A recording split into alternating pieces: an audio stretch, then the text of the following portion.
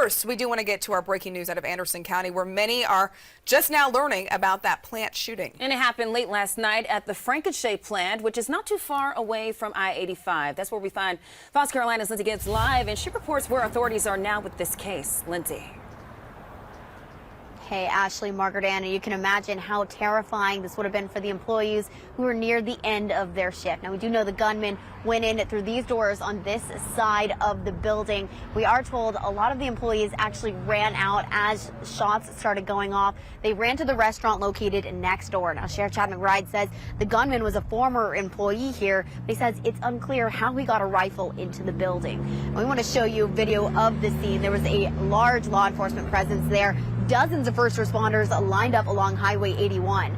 We're told an active shooter was called in at 10:30 p.m. That's when police responded here. Now, the Anderson County Coroner's Office says 2 people were injured in the shooting right before the gunman shot and killed himself. Now, there were 30 employees on the floor at the time. Many of the employees ran to the restaurant next door. That's where they barricaded themselves inside. And only on Fox, we spoke with an employee coming in for the next shift. He says he's horrified finding out what happened. He tells us the plant is small and most employees know each other. They all work on an assembly line together. Take a listen. Second shift is kind of like when we're coming in, they're kind of getting out. It's kind of like they're hitting the clock and we're hitting the clock at the same time, trying to like not get in each other's way and like bump into each other too much. So it's just kind of pleasantries on that level with us.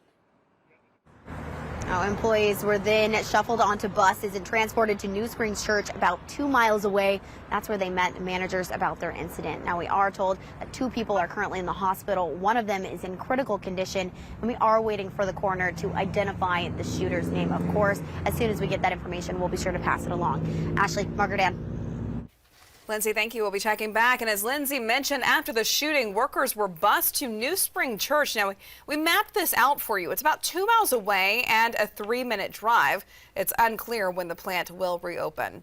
Make sure that you're sticking with us all morning long as we continue to monitor the latest out of Anderson County. You can also find updates inside of our free Fox Carolina News app.